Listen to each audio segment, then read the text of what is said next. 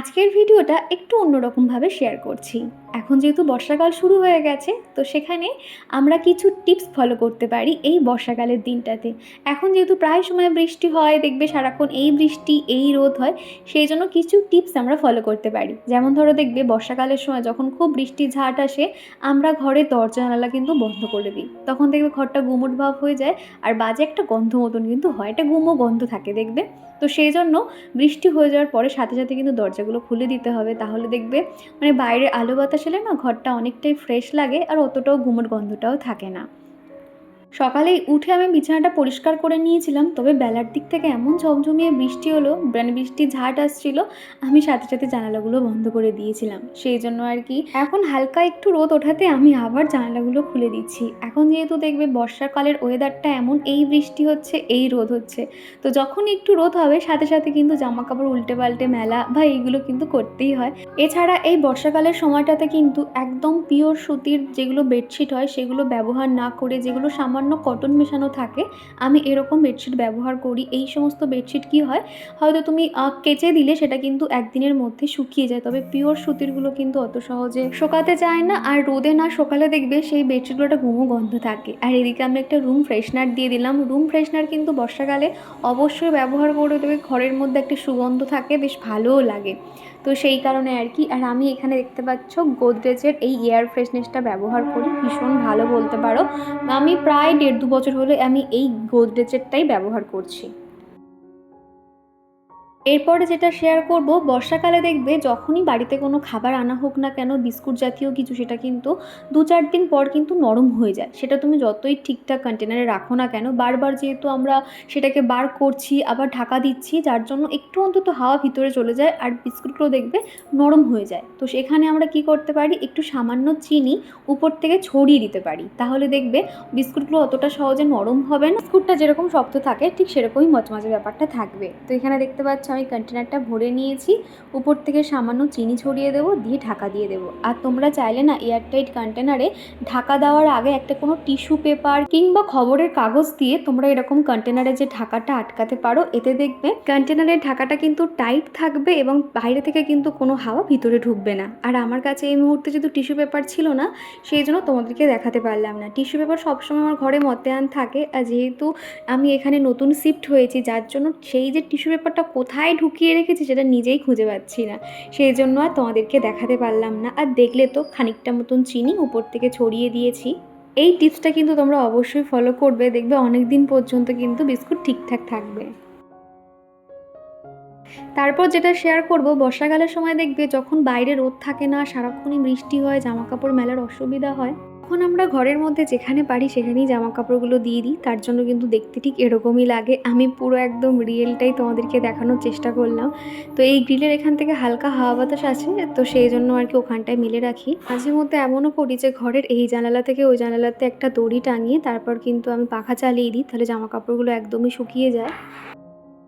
আর এই বর্ষাকালের সময়টাতে দেখবে ঘরের মধ্যে পোকামাকড়, জোঁক, কেঁচো এই সমস্ত উৎপাত কিন্তু হয়ে থাকে। সেই জন্য আমি সবসময়ের জন্য যেটা ব্যবহার করে থাকি, এই ফিনাইলটা। তো তোমাদেরকে তো দেখালাম, ওটা এত সুন্দর একটা লেমন ফ্লেভারের, তো গন্ধটাও ভীষণ ভালো লাগে। সেই জন্য না মাঝে মধ্যে ফিনাইলগুলো এরকম ডাইরেক্ট দিয়ে কিন্তু মুছে নিই। মাঝে মধ্যে এমনও হয়, হয়তো প্রচণ্ড পরিমাণে বৃষ্টি হচ্ছে, মুষলধারে বৃষ্টি সারাদিন, সেই দিনকে আমি ঘরটা পুরো সমস্ত ঘর বারান্দা কখনোই মুছি না, দেখবে ঘর বারান্দা শোকাবে না, রোষে থাকে। বিশেষ করে বাড়িতে বাচ্চারা থাকলে তার জন্য কিন্তু ঠান্ডা লাগতে পারে। সেই জন্য কি করি, এরকম হয়তো উপর থেকে ফিনাইলটা ছড়িয়ে দিয়ে ঘর বারান্দাগুলো মুছে নিই। একদম শুকনো শুকনো করে মুছতে হবে, তাহলে দেখবে ঘরের মধ্যে একটা সুন্দর গন্ধও থাকবে আর ঘর কিন্তু অত রোষেও থাকবে না। বিশেষ করে মেঝেগুলো তো দেখবে একদম শোকাতে চায় না যখন প্রচণ্ড বৃষ্টি হয়। তোমরা চাইলে এই ফিনাইলটা ব্যবহার করে দেখতে পারো, জানি তোমরা অনেকে হয়তো ব্যবহার করো, আমার তো এই ফিনাইলটা ভীষণ ভালো লাগে, গন্ধটা এত সুন্দর। তারপর দেখো, আমরা প্রত্যেকেই কিন্তু জামা কাপড় সকালবেলা করে ভেজাই, তাই না? তবে বর্ষার ওয়েদারে কিন্তু কখন বৃষ্টি কখন রোদ তো জানি না। তো সেই জন্য কি করি, যখনই দেখি যে একটু ওয়েদার ভালো আছে, সাথে সাথেই কিন্তু জামা কাপড় আমি ভিজিয়ে দিই, যেটা আমি পার্সোনালি করে থাকি। হয়তো দুপুরবেলা দেখলাম ভালোই রোদ উঠেছে, তখন সাথে সাথে কয়েকটা জামা কাপড় আমি ভিজিয়ে সঙ্গে সঙ্গে কেচে মেলে দিই। এতে কি হয়, জামা কাপড়ের জলটা হয়তো ঝরে গেল, দিনকে সকালবেলা কিন্তু একদম খটখটে করে রোদে শুকিয়ে নিতে পারি। এইভাবেই কিন্তু আমরা ফলো করতে পারি, তা না হলে ওই ওই জামা কাপড় যদি টাল করে রেখে দিই কখন মানে ওয়েদার ঠিক হবে সেই ভরসায় যদি থাকি না, তাহলে দেখবে একসঙ্গে প্রচুর জামা কাপড় হয়ে যাবে, আর তখন দেখবে জামা কাপড় কাচতে আর ইচ্ছে করবে না। এছাড়া দেখবে জামা কাপড় 1 ঘন্টার বেশি যদি আমরা কখনো ভুল করে হয়তো ভিজিয়ে রাখি, হয়তো ভাবলাম একটু পরে কাচবো, কিন্তু দেখা গেল প্রচুর বৃষ্টি হয়েছে, তখন দেখা যায় সেই জামা কাপড় থেকে প্রচণ্ড পরিমাণে বাজে একটা গন্ধ বার হয়। সেই জন্য আমি সবসময় কমফোর্ট ব্যবহার করি, বিশেষ করে এই বর্ষাকালের সময়টাতে। কমফোর্ট বেশিরভাগই হয়তো শীতের যে পোশাকগুলো হয় মোটা সোয়েটার, জ্যাকেট, সেখানে ব্যবহার করি। তবে বর্ষাকালের সময়টাতেও কিন্তু আমি কমফোর্টের যে ছোটো ছোটো যে প্যাকেটগুলো পাওয়া যায় সেইগুলো ব্যবহার করি। এতে জামা কাপড় থেকে একটা সুন্দর গন্ধ বার হয়, আর সেই গন্ধটা কিন্তু অনেক দিন পর্যন্ত থাকে। আর এই বর্ষাকালের ওয়েদারে সন্ধ্যেরটাতে সুন্দর একটা মানে ঘরের মধ্যে সুগন্ধির জন্য আমি সবসময় ধুনো ধরাই। আমি এই কাপ ধুনোগুলো ব্যবহার করি, এগুলো আমি অনলাইন থেকে কিনেছিলাম। এটার মধ্যে কিন্তু অটোমেটিক ধুনো দেওয়া থাকে, তাও বাড়িতে যে ধুনো আনা থাকে সেই ধুনো আর একটু কর্পূর দিয়ে দিচ্ছি ভেঙে। আর তোমরা তো জানোই কর্পূরের গন্ধ এত সুন্দর, এইভাবে ধুনোটা জ্বাললে ঘরের মধ্যে একটা পজিটিভিটি কিংবা একটা সুন্দর যে সুগন্ধি বেশ ভালোও লাগে, নিজের মন মানসিকতাও বেশ ভালো থাকে দেখবে। তার সঙ্গে আমি ঘিয়ের প্রদীপও জ্বেলে নিয়েছি। প্রথমেই দেখলে যে ছোট্ট মতন ক্যান্ডেলটা জ্বাললাম, ওটা পুরো সম্পূর্ণ ঘি দিয়ে বানানো। ওটাও আমি অনলাইন থেকেই কিনেছিলাম, যার জন্য না ঠাকুর ঘরে এরকম মানে প্রদীপ কিংবা ধুনোটা দেওয়ার পরে এত সুন্দর গন্ধ বার হয়, খুব ভালো লাগে। বর্ষার এই ওয়েদারে সবসময় চেষ্টা করতে হবে ঘরবাড়ি নিট অ্যান্ড ক্লিন রাখার এবং একটা সুগন্ধি কিছু ব্যবহার করার। সেটা রুম ফ্রেশনারও হতে পারে কিংবা এরকম কাপ ধুনো কিংবা এমনি ধুনোও হতে পারে। তো আমি যেটা সবসময় এইগুলো ফলো করে থাকি দেখবে। এখন চারিদিকে এই ধুনোটা ঘুরিয়ে দেবো, দিয়ে না জানালাগুলোকে একটু খানিকক্ষণের জন্য বন্ধ রাখি, তাহলে ঘরের মধ্যে না ওই ধুনোটার যে গন্ধ সেটা কিন্তু থাকে অনেকক্ষণ পর্যন্ত। আর আমি এই সন্ধ্যের সময়টাতে আরও একটা পজিটিভিটি বাড়ানোর জন্য আমি ঠাকুরের নাম সংকীর্তন আমি হোম থিয়েটারে শুনতে থাকি, আরও বেশি ভালো লাগে। তারপর যেটা শেয়ার করছি, এই বর্ষাকালের ওয়েদারটাতে দেখবে জামা কাপড় যদি রোদে না শুকানো যায় কেমন একটা স্যাঁতস্যাঁতে মানে গন্ধ কিন্তু থেকেই যায়। মাঝে করে আমার সঙ্গে এটা খুব হয়েছিল। শুধুমাত্র পাখার হাওয়াতে একটা বেডশিট শোকানোর পরে তখন অতটা মনে হয়নি, দুদিন পর যখন সেটা ইউজ করছি এত বাজে গন্ধ বেরোচ্ছে কি বলবো, লাস্টে আমাকে কমফোর্ট দিয়ে ধুয়ে সেটাকে ব্যবহার করতে হয়েছে। এই জন্য বলবো জামা কাপড় কিংবা যে কোনো কিছু বেডশিট পর্দা থেকে এরকম বাজে গন্ধ এড়ানোর জন্য আমরা এখানে কিন্তু লবঙ্গ ব্যবহার করতে পারি, কিংবা এখানে ন্যাপথলিন পাওয়া যায় দেখবে 12টা করে থাকে, 10 টাকা 20 টাকা করে প্যাকেট নেয়, ওগুলোও কিন্তু ব্যবহার করতে পারি। ওটার জন্যও কিন্তু জামা কাপড়ের মধ্যে অনেক দিন পর্যন্ত সুন্দর একটা গন্ধ থাকে। আর এই যে জামা কাপড় যেহেতু ডেলি বেসিস ব্যবহার করি, সেই জন্য আমি জামা কাপড়ের ফাঁকে না কখনো ন্যাপথলিন দিই না। ন্যাপথলিনগুলো জামা কাপড়ের পেছনের দিকে নর্মালি খুলে রেখে দিই, তাতেও কিন্তু একটা সুন্দর গন্ধ পাওয়া যায়। তারপর যেটা শেয়ার করব, মুদিখানার বাজার কিন্তু এই বর্ষাকালের সময়টাতে অনেক অনেক না এনে ছোট ছোট প্যাকেটগুলো আনতে হবে, যাতে আমাদের কিছু অবশিষ্ট না থেকে যায়। সেটা হলো চিনি হতে পারে কিংবা লবণও হতে পারে, কেননা বর্ষাকালের সময়টাতে যে কোনো কিছু যেমন ধরো চিনি, লবণ, এগুলো খুব সহজে একটা জল জল মতন হয়ে যায়, তখন দেখবে পরে সেটাকে আর ব্যবহার করতে ভালো লাগে না। তার জন্য বলবো অল্প অল্প করে ব্যবহার করবে, তাহলে জিনিসটা কিন্তু নষ্ট হবে না। আর ছোট ছোট প্যাকেটগুলো আনতে হবে। যেমন ধরো চাল, আমাদের কিন্তু সবসময় মানে অনেকটা করেই চাল আনা হয়। তো এবারে আমি বলেছিলাম এই বর্ষার ওয়েদারটাতে তুমি একদম অল্প অল্প করে চাল আনবে, যাতে কোনো রকম পোকা না লেগে যায়। এখন যদি এই মুহূর্তে পোকা লেগে যায় তখন দেখবে আমরা রোদে তো দিতেই পারবো না, উপরন্তু চালটাও খাওয়া যাবে না। এই জন্য যখন যতটুকু প্রয়োজন সেই সময় ততটুকু আমি সবসময় আনতে বলি। আর এই যে ছোট ছোট বিস্কুটের প্যাকেটগুলো, এগুলো সন্ধ্যাবেলা কিংবা সকালবেলা চিকুকে মাঝে মধ্যে দিয়ে থাকি, ওরও বেশ ভালো লাগে চকলেট বিস্কুট যেগুলো। এগুলোও দেখবে কিছুদিন থাকার পরে কিন্তু ভিতর থেকে কেমন নরম হয়ে যায়, পরে আর খাওয়া যায় না। তার জন্য আমি না যখনই এরকম আনা হয় একটা কন্টেনারের মধ্যে এই প্যাকেট সমেত রেখে দিই, তাহলে কিন্তু একদম নরম হয় না। আর আমি সবসময় এটা রাখি, তোমরা যারা আমার ডেইলি ভিডিও দেখো তোমরা হয়তো দেখে থাকবে। তারপর এখানে বিউলির ডাল আনা হয়েছিল, তো বিউলির ডালটা ঢেলে নিয়েছি। আর আমাদের যেহেতু বিউলির ডালটা বেশি দিন থাকে না, মোটামুটি 1 সপ্তাহের মধ্যে মানে রান্না করা হয়ে যায়, সেই জন্য এর মধ্যে আমি আর কিছু দিলাম না। তোমরা চাইলে এরকম বিউলির ডাল কিংবা মুগ ডাল একটুখানি হালকা রোস্ট করে মানে হালকা ভাজা করে তোমরা কিন্তু ঠান্ডা করে কন্টেনারে রেখে দিতে পারো, তাহলে দেখবে এই সময়টাতে কোনো রকম ফাঙ্গাস পড়া কিংবা কোনো রকম পোকা লেগে যাওয়া এগুলো কিন্তু হয় না। আর ডাল যেহেতু প্রত্যেক দিনই আমাদের বানাতে হয়, যেহেতু চিকু মানে কোনো রকম ঝাল খাবার দাবার, রিচ খাবার দাবার খায় না বলতে গেলে ওকে হয়তো অল্প দিলাম, আর ডালটা থাকলে ওর হয়ে যায়, সেই কারণে আর কি ডাল বেশি দিনকে আমাদের রাখা হয় না। তো তোমাদের যাদের ডাল বেশি দিন রাখার থাকে একটু হালকা রোস্ট করে নিও। তারপরে এখানে দেখতে পাচ্ছ আমি এখানে চিনিটা ঢেলে নিয়েছি। এটা হচ্ছে কি বড় একটা কন্টেনার যেখান থেকে আমি চিনি ঢেলে ব্যবহার করি।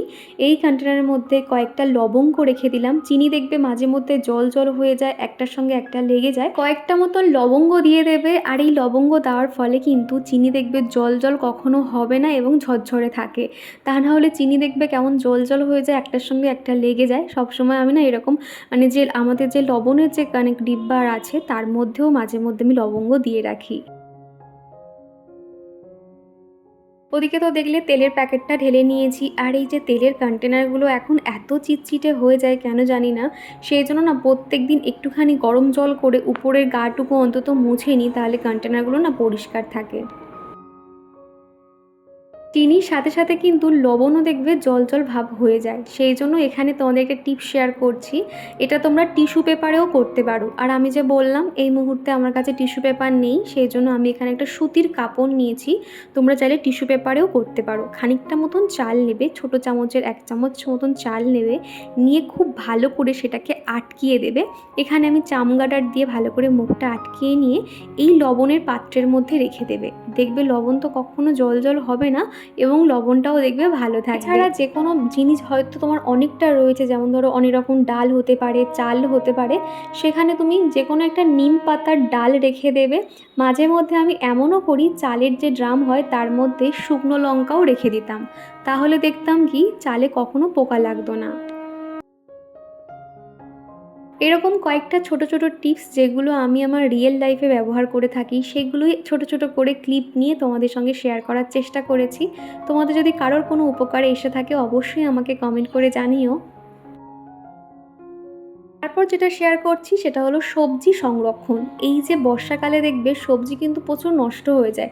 ফ্রিজে তুমি যেভাবেই রাখো না কেন একটু কিন্তু জল জল ভাব হয়ে যায় কিংবা খুব পেকে যায়, সেই জিনিসটা নষ্ট হয়ে যায়। সেই জন্য বলবো ফ্রিজে এই যে ছোট বাস্কেটটাতে একটা নিচে কোনো সুতির কাপড় কিন্তু দিয়ে রাখবে অবশ্যই।